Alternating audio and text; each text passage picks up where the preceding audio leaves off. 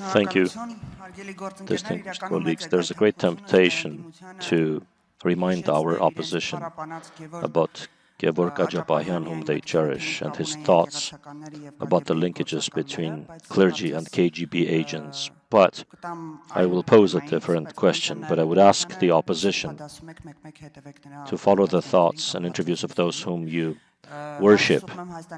I ask my question to Prime Minister of the Republic of Armenia, Mr. Nikol Pashinyan. Mr. Pashinyan, in the UN and the Parliamentary Assembly of the Council of Europe, after your speeches, some have been saying that the reopening of regional communications, including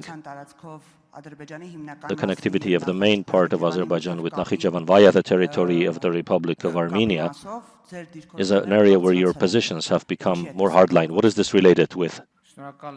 Thank you, Mrs. Minasyan, for your question.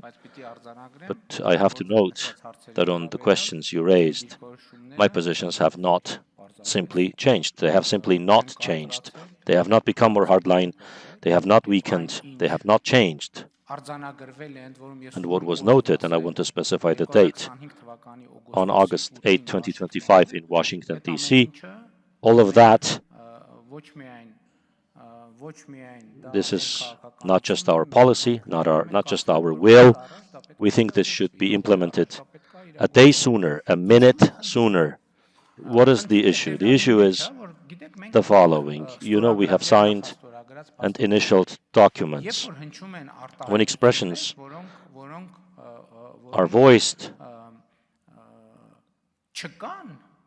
which do not exist in these documents. For instance, this was discussed and Mr. Torosyan asked this question. The term Zangezur corridor is used.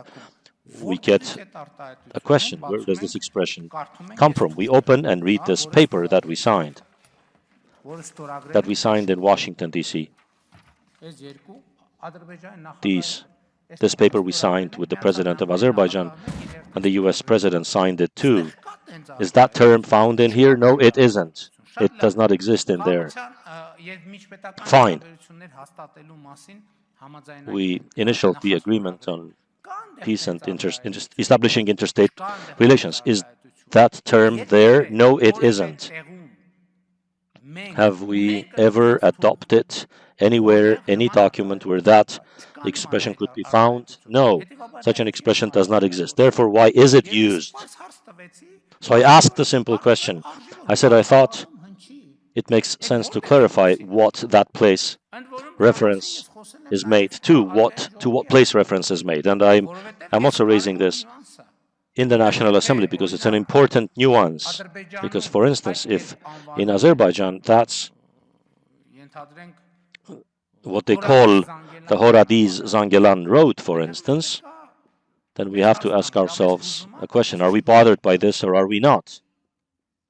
And I say, for our country and for Azerbaijan, and it should be the same. It's not just that.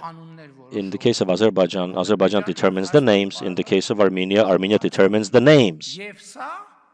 And this is also stated in this document, because each other's sovereignty and territorial integrity and inviolability of borders have been recognized by us. And therefore, no change has taken place. On the opposite, change has taken place in that narrative, because after August 8, it is presumed that we should approach questions a different way. We should view them a different way.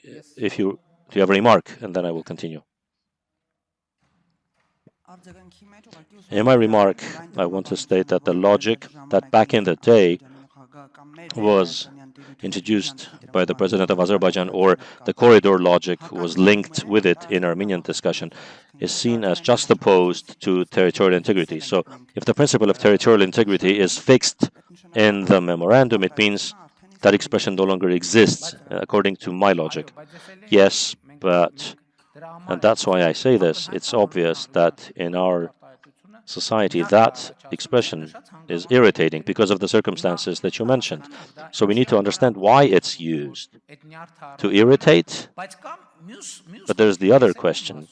And I repeat, if it turns out and if it's clarified that Azerbaijan, for example, wants to use that name for the Horadiz-Zangelan road, we should ask ourselves a question. Are we bothered by this or are we not?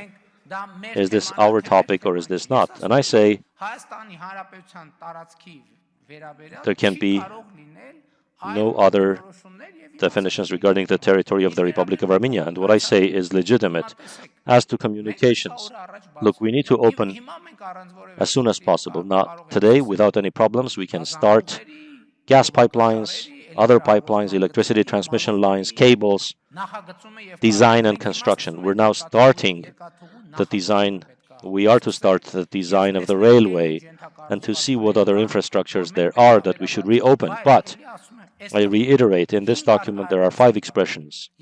And we have also said that we are ready and we will move towards streamlining so that our border and customs controls are consistent with the world's most modern standards. But we are ready to move towards streamlining, but that streamlining is confined by these 5 principles too: sovereignty, territorial integrity, inviolability of borders, jurisdiction, and of course, reciprocity as well for domestic, bilateral, and international transportation.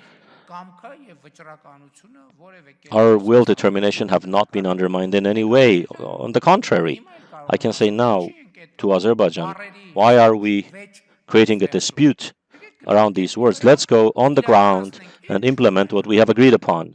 The sooner, the better we will do it, and we're working very intensively on this.